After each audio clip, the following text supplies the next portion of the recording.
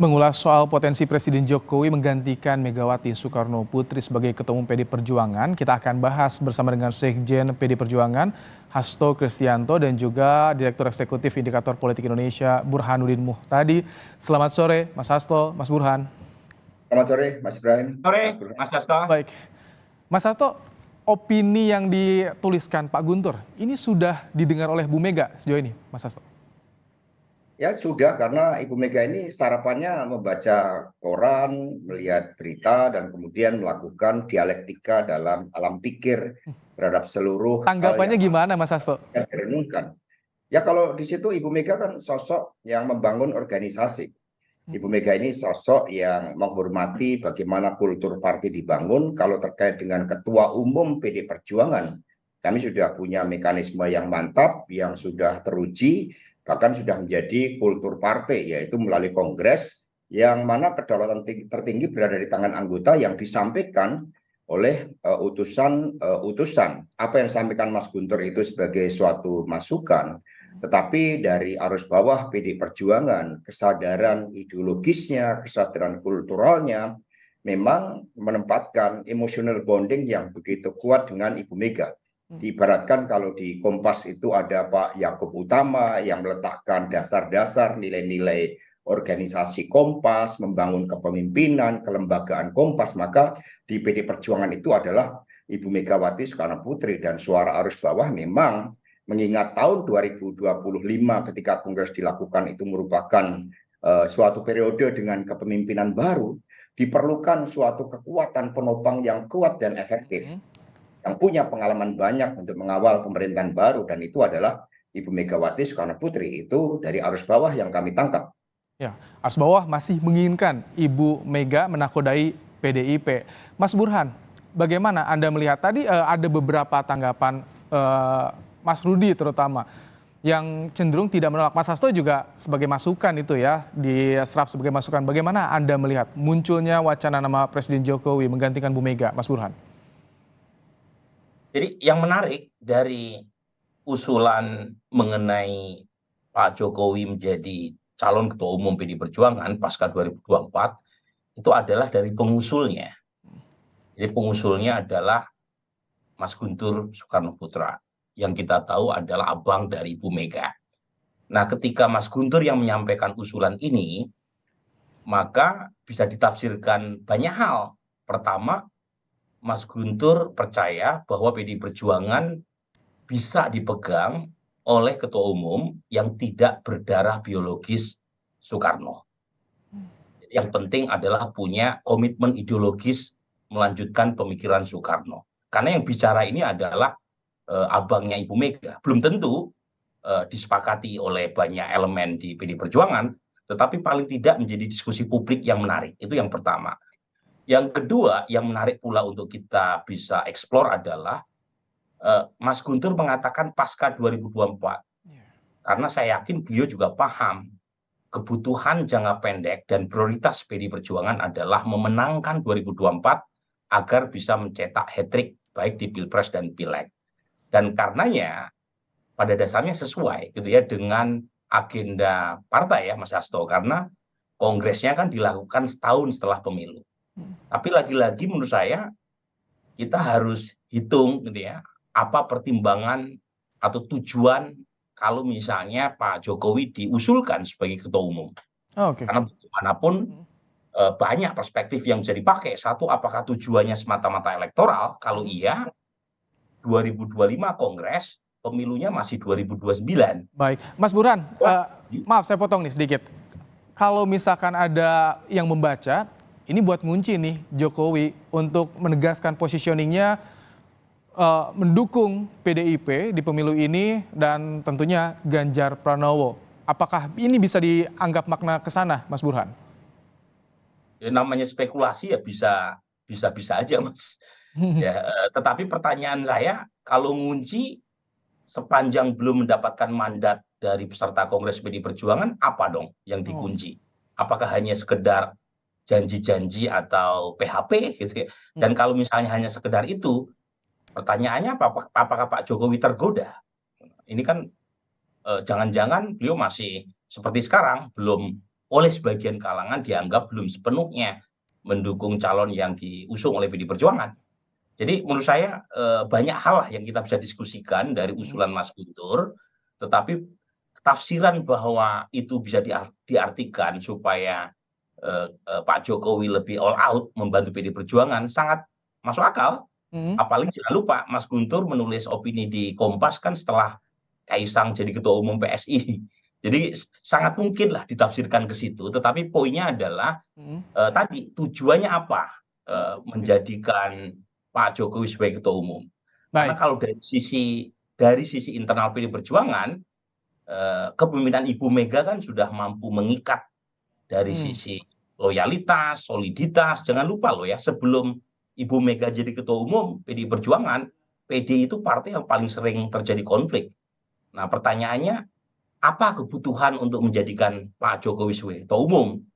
Apakah alasan elektoral, ataukah alasan regenerasi, dan seterusnya?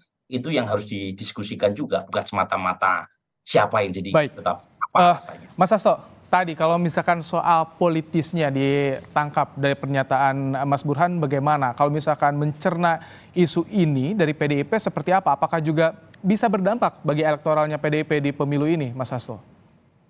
Itu merupakan dua proses politik yang berbeda. Proses elektoral itu merupakan kerja kolektif. Untuk pilpres, faktor capres dan cawapres tentu saja memiliki faktor dominan yang cukup tinggi, tetapi tetap harus di-backup oleh kekuatan yang terorganisir, dan kami mengembangkan kekuatan yang organik, yang menyatu dengan rakyat antara parpol pengusung dengan relawan, sehingga tidak ada terkait dengan proses lain untuk Kongres 2025. Kongres 2025 kami berbicara tentang bagaimana meletakkan suatu visi jangka panjang bagi bangsa dan negara yang nanti inherent dengan apa yang akan dilakukan oleh Presiden dari PD Perjuangan sekiranya rakyat memberikan dukungan kepada Pak Ganjar Pranowo. Dan kami mencoba dengan optimis mengingat survei Pak Ganjar semakin meningkat seiring dengan Ibu Atikoh dan Mas Alam Ganjar Pranowo yang semakin aktif. Nah, sehingga dua proses ini tidak bisa dicampur adukan. Kami tidak akan menurunkan marwah Kongres untuk elektoral, karena Kongres ini menyampaikan seluruh aspirasi dari anggota partai sebagai cermin kedaulatan tertinggi berada di tangan. Tapi mungkin nggak Pak Hasto, tapi mungkin tidak kalau misalkan di luar dari keturunan biologis Soekarno ini bisa menakodai PDIP ke depan? Ya, kita berpartai ini kan melihat aspek historis, melihat kulturnya, bagaimana suasana kebatinan dari pemegang kedaulatan yang berada dari struktur yang paling bawah.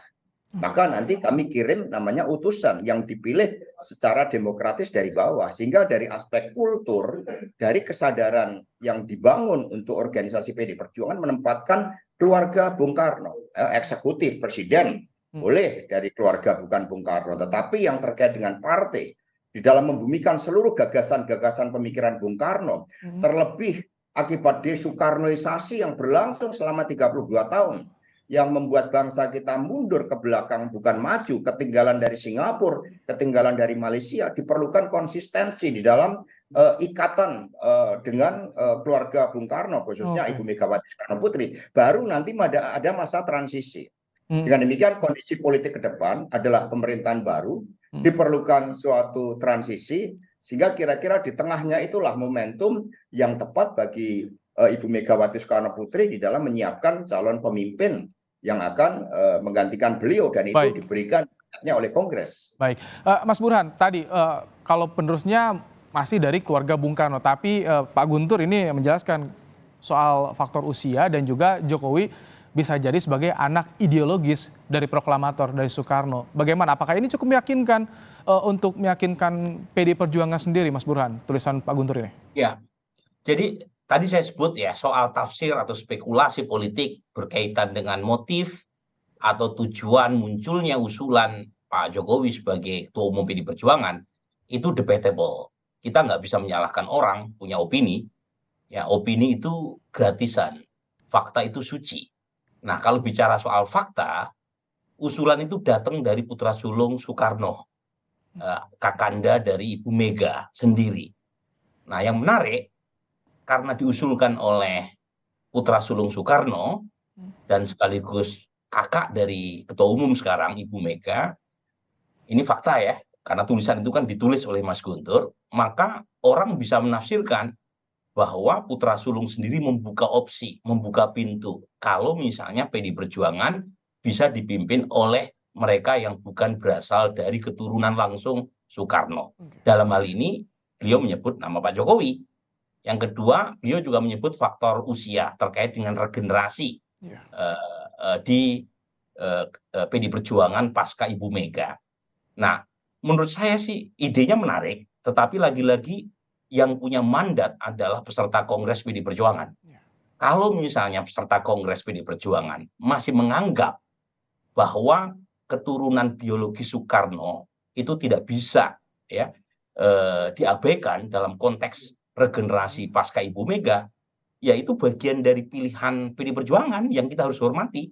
Jadi kalau misalnya Mas Guntur punya ide dan itu juga diterima bahwa bukan hanya keturunan biologis, tapi yang penting adalah pelanjut ide-ide atau pemikiran ideologi Soekarno, itu juga terserah dari peserta Kongres. Tapi yang paling penting adalah sedikit aja ya. Yang paling penting adalah ini adalah satu wacana publik yang sehat buat demokrasi dan saya yakin sehat buat PDI Perjuangan. Baik, Mas Sato, saya ingin pandangan Anda. Jadi kalau misalkan dari Anda pribadi ini, ada aspek tadi keturunan biologis, ada anak ideologis. Nah, kalau misalkan Pak Jokowi kan sering disebut sebagai kader terbaik yang dimiliki PDI Perjuangan.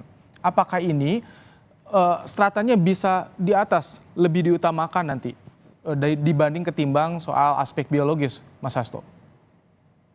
Kami diajarkan di sekolah partai bahwa dedikasi bagi bangsa dan negara itu tidak pernah mengenal kata akhir. Bung Karno mengatakan, for fighting a nation, there is no journey's end. Nah, sehingga tugas dan pengabdian tidak tergantung pada jabatan-jabatan yang ada. Saya bicara sebagai sekjen partai yang memahami bagaimana suasana kebatinan dari partai, bagaimana pelembagaan partai telah dijalankan dengan sangat baik oleh Ibu Megawati Soekarno Putri, dan ini ternyata bukan hanya dunia politik. Dalam dunia media misalnya kita mengenal Pak Yaakob Utama yang ternyata di Kompas juga dikenal sebagai sosok yang membangun organisasi dan kemudian beliau mempersiapkan pemimpinnya. Pemimpin di Kompas kan tidak dipilih oleh wartawan-wartawan dari Kompas misalnya. Sebagai analogi, apalagi ini suatu partai yang mengemban suatu cita-cita yang sangat besar bagi masa depan bangsa dan negara, dan melihat a fighting spirit, jadi dedication of life dari Ibu Megawati Soekarno Putri, juga dari dukungan arus bawah, apa yang dilakukan oleh beliau mendapatkan ruang yang begitu besar. Tetapi bagi Presiden Jokowi, nanti begitu beliau menyelesaikan tugas-tugasnya, tetap ada suatu ruang dedikasi bagi bangsa dan negara. Karena di PD ini pemimpin kolektif kolegial. Kami juga menyiapkan teknokrat-teknokrat partai sehingga seluruh ide pemikiran gagasan Bung Karno dapat dijabarkan dengan baik oleh suatu direction dari ketua umum yang betul-betul lahir dari rahim perjuangan PDI Perjuangan, sehingga tidak bisa dikontradiksikan apapun posisinya. Katakan ketua umumnya Bu Mega sesuai dengan arus bawahnya, dan kemudian beliau menyiapkan masa transisi untuk 5 tahun dari 2025 ke 2030. Di situ Bapak Jokowi memiliki peran-peran yang sangat penting di dalam melanjutkan tugas perjuangan dan dedikasinya. Isu ini akan menjadi diskusi yang menarik tentunya di tahun politik yang sudah mulai menghangat. Terima kasih Mas Hasto, Mas Burhan telah menyampaikan pandangannya dalam program Kompas Petang sore hari ini. Sehat selalu Bapak-bapak.